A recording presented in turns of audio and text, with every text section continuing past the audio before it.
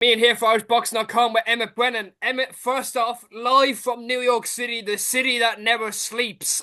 You're back in your it's your second home, really, at this point. A lot of Irish Americans I guess, will be coming out to support you this weekend.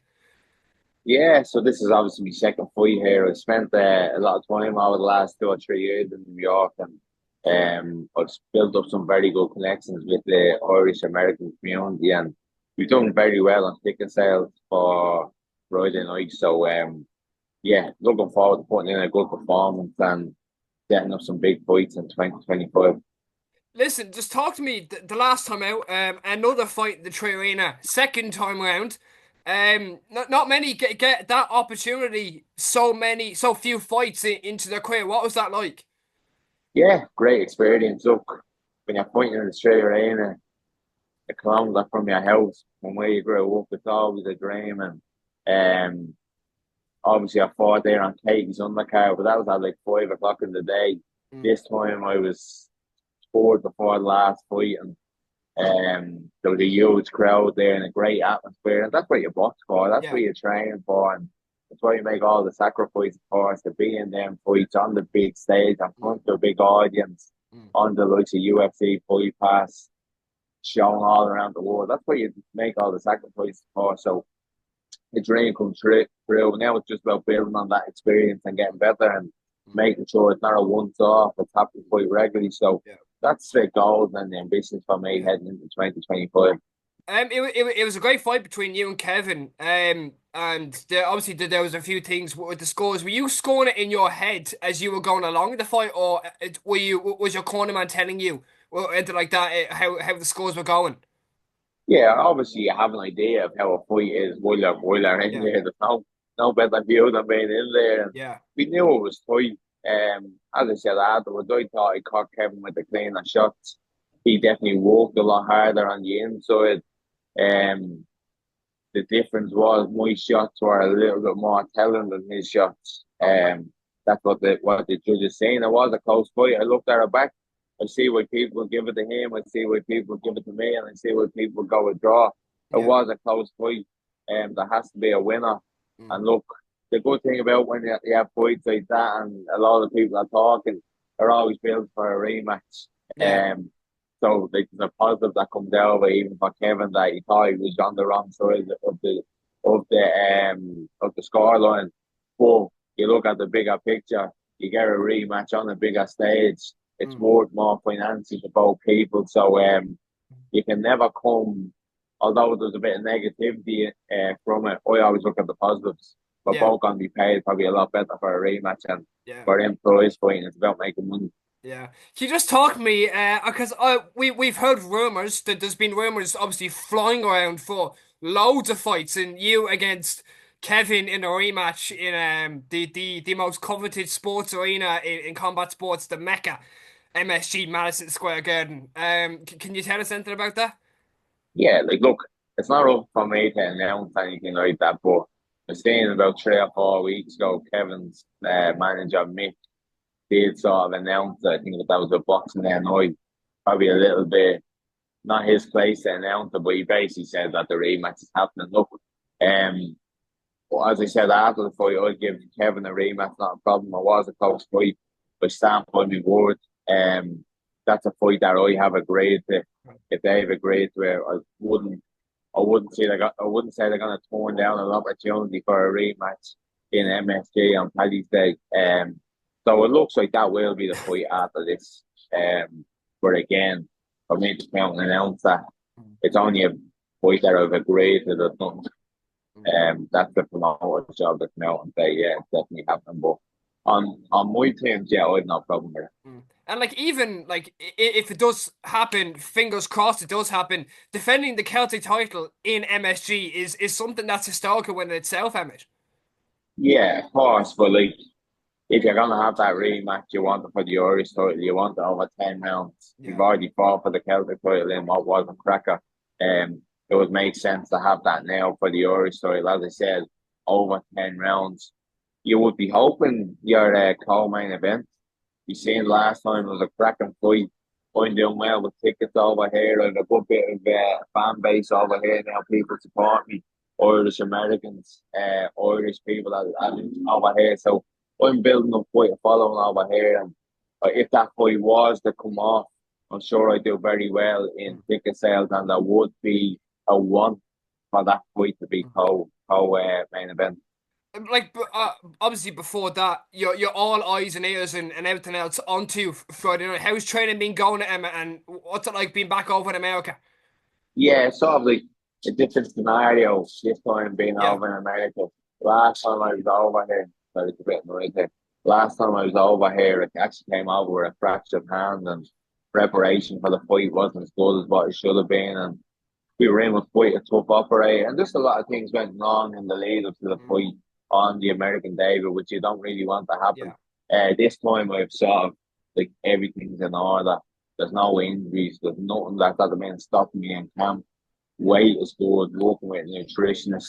Um, Everything is in line for a good performance Friday night. Again, you don't want to sort of look ahead too far because you don't want to be coming stuck with the job ahead. yeah, We have a lad from Argentina that's coming. He's 11 wins, 17 losses.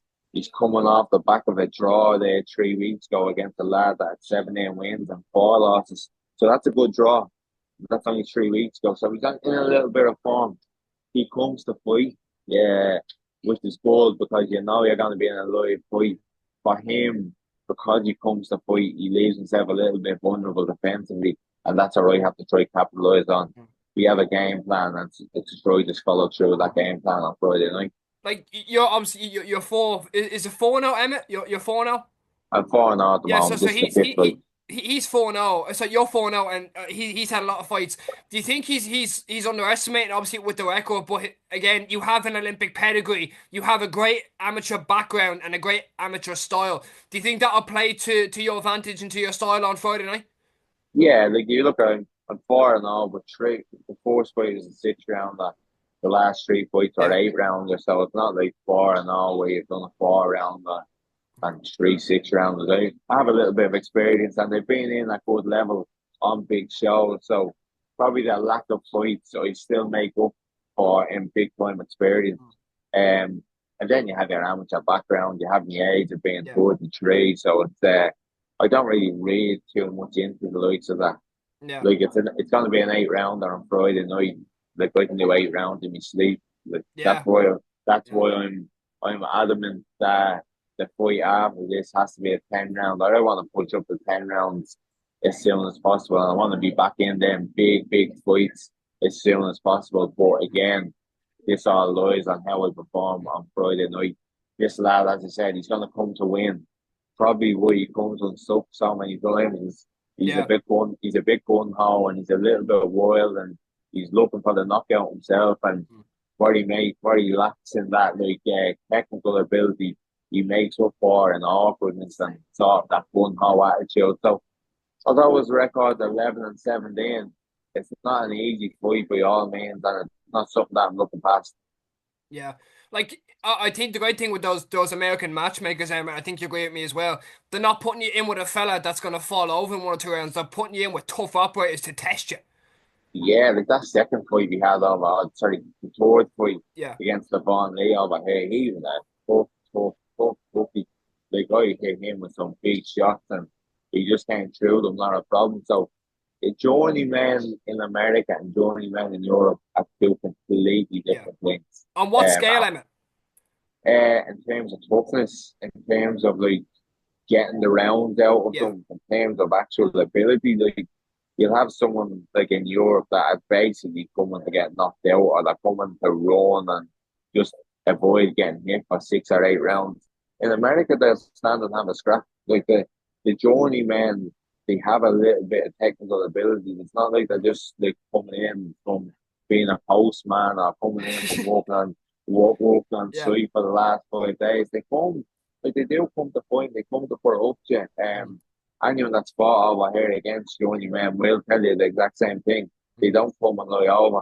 No. Um, they come and earn a few quid. Like, what have you been? I guess you've been talking to a lot of boxers over there, and they've experienced the same thing. Have you taken anything away from what they've said? Again, with the American journeymen being tough, being durable, they have ability, and they're coming for a scrap. Yeah, like especially the force fight that lad the Von Lee. I think if I had him Yeah, overlooking him, I possibly could have coming out on the wrong side of that. I could have maybe been defeated. yeah, But I was talking to people before that point, and they were like, "Look, his record is 10 wins and 7 losses. Don't look into that record. This fella is technically very, very good. mm, He knows his way around the boxing ring. He's just gone into that sort of mm, that stage of his career where he's taking on bigger opponents and yeah, he's getting beaten in close fights, but he's not a European journeyman. So I'm lucky I have the people over here that give me that little bit of advice. They know the lads that coming in the fight. And again, this fella on Friday night, he's a little bit different to the first fight I had over here, where he's not defensively as good and he's a little bit more going ho, and you probably take a few more chances compared to Devon Lee, who was technically probably a little bit better. But this fella on Friday night, looking at his stance, he's a bit awkward and he's a bit wild. So he could cause you a few problems and it might take a round or two to get used to. But mm, you have a game plan in place for him, mm, like you do every opponent that you're going in against, because you don't want to overlook them. So my job now on Friday night is to put that game plan into place, put on a good performance, hopefully get him out of there. We're in the 8 rounds and give people that are spending the hard-earned money a good night on Friday night.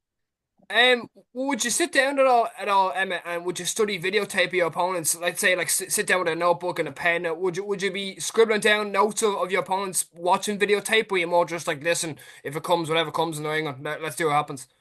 No, for me, preparation is everything. I'll always look at my opponent.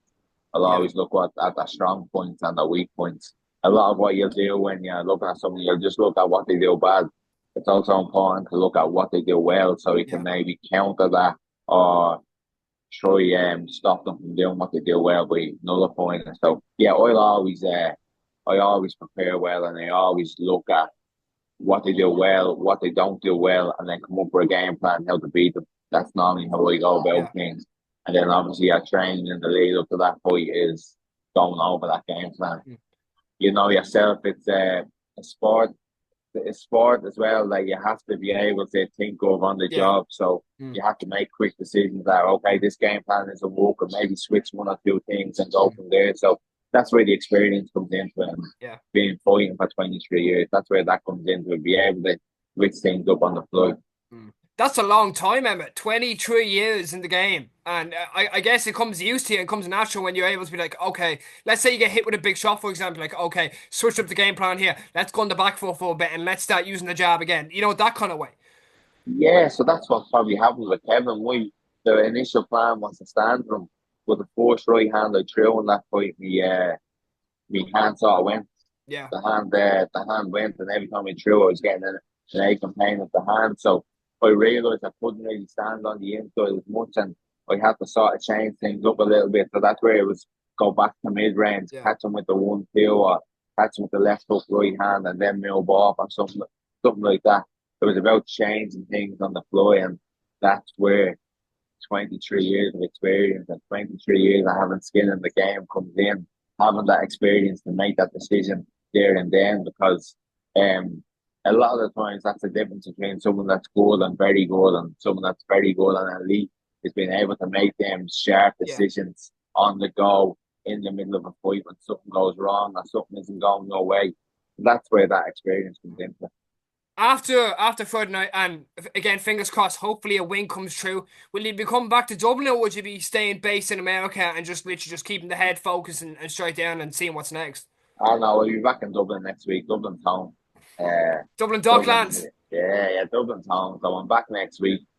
Probably take a week or two off, and then, as I said, please God, things go right, and this fight gets confirmed over the next few weeks for Paddy's Day, in around Paddy's Day. I'll be straight back into camp probably sometime around Christmas for that. So there'll be no Christmas pudding and Ah, Christmas dinners and everything else. It's not about blowing up, it's about keeping your mm. head on focused on the job ahead.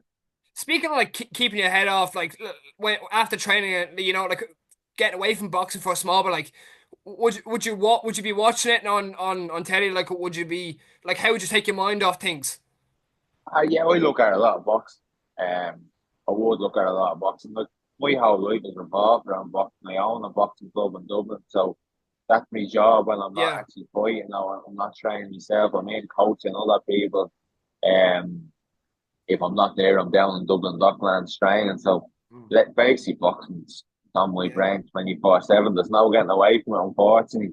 It's good and it's bad, but for me now, after this fight, I probably will. I'll take a week off training and just mm, refresh and then get ready to go again. Because in these camps, they get in camp for 6 to 8 weeks, mm, sometimes 10 weeks. Yeah, it does the toll adds up on the body. So it's about refreshing, mm. being ready to go for March game when that happens. And you're going in that with a clear mind and a clear body. Uh, Obviously with the job ahead of hopefully being a 10 round and getting the body ready for that. Mm. In terms of diet, yeah, as you said, especially over Christmas, you said no Christmas pudding, but even a Christmas dinner at all, Emmett, would tempt you, or will you be just staying track on the nutrition? Come on, like a Christmas dinner, you can't not eat it, you know? Yeah.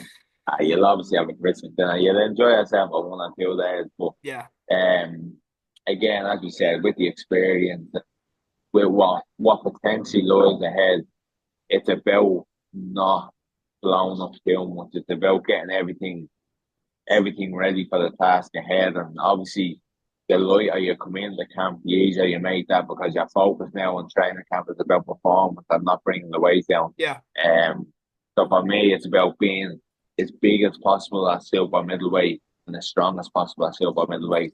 And all them choices come down to what you do outside the camp. Mm, You don't want, as I said, you don't want that 10 week camp for focusing on making weight. You want that 10 week camp focused on the job ahead. mm. What's final question? What's three singular words that we can expect from Emmett Brennan on Friday night? Focused, explosive, and knockout. I'll take those three Yeah, words because normally with that yeah, question, Emma, a lot of people get confused and they get razzled and stuff like that. So fair play to you, first off. Answer, yeah, yeah. and No, thank you. it's. Do you know what? As I said, I'm not looking forward to this lad. I know he's coming to fight, but as I said earlier on, he makes a lot of mistakes Yeah. defensively, and he's been knocked out 3 times this year. I I do expect if I do everything correctly Mm, that I could be the fourth person to knock him out this year because I fancy myself taking them openings mm, when they come. He's really open for big shots over the top. So it's up to me to get them off and being in the right yeah. position to let them off. So once I get them off, I have no question that he will go down. If he doesn't and I bank 8 rounds and I get the win, Mm, so be it. That's a yeah. positive. We move on to 2025. Well, finally, would it be a streamer that the people can watch your fight on? Because I haven't found a stream at all yet. Just I, wondering I, yourself.